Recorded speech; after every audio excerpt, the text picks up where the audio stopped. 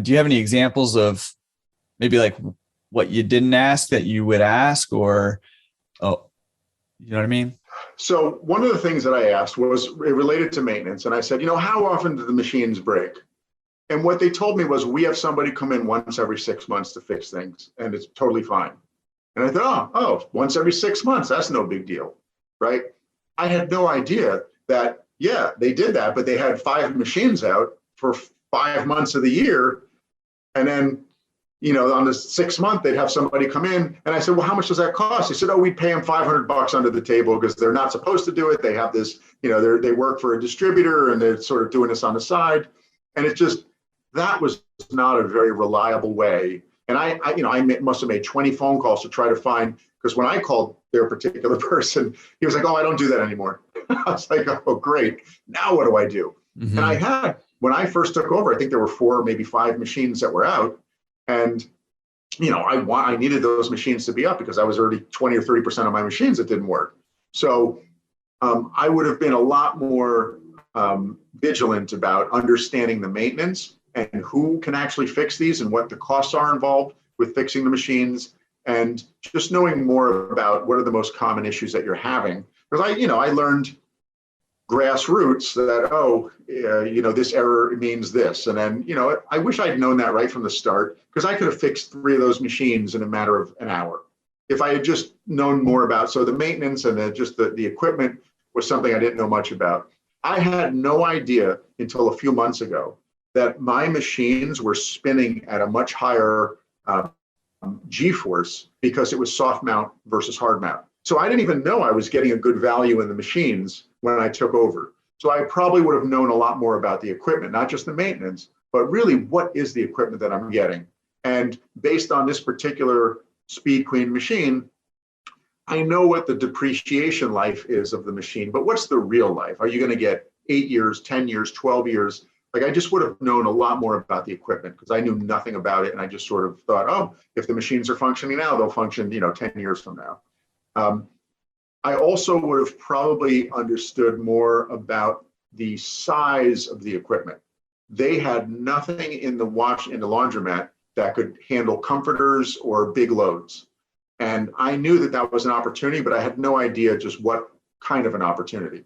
I didn't know how much a big machine would cost, right? So that was another piece. As it ends up now, I have 2 big machines, and now I know what they cost and I know what the return is on those, and the equation works. But I didn't know, what, maybe I should replace 4 of these broken machines with 2 big machines. And now I'm capturing a market I couldn't have captured. So there was just things that I didn't know in terms of what's the market, like where am I deficient in terms of what the capabilities of this laundromat are. And for the first couple of years, I had to send people to my competitors because I couldn't do comforters. And it sucks when they come in with 8 big bags of laundry, but if you can't do that one bag that's got the comforter in it, then they take all of that $20 or $30 worth of business somewhere else, and they'll never come back. Mm-hmm. And so when I got the big machines, that's the market I'm capturing, is no one's leaving now, or at least not that I'm aware of. So there's just the equipment, and I probably would have wanted to know, what is the growth potential? Like, nobody really knows the answer, like how much money can you make? But I went to one distributor conference, a few months ago, and I was talking to other laundromat owners. I would have talked to other laundromat owners as part of my diligence, which I didn't do at all.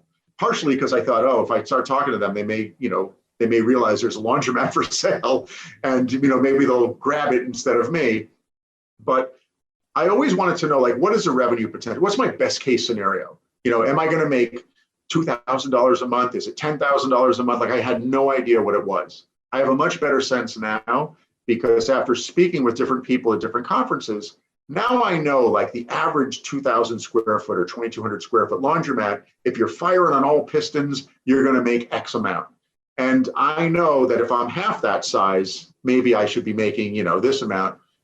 I also wanted to know, when I'm maxed out on revenue, what can I do to increase it?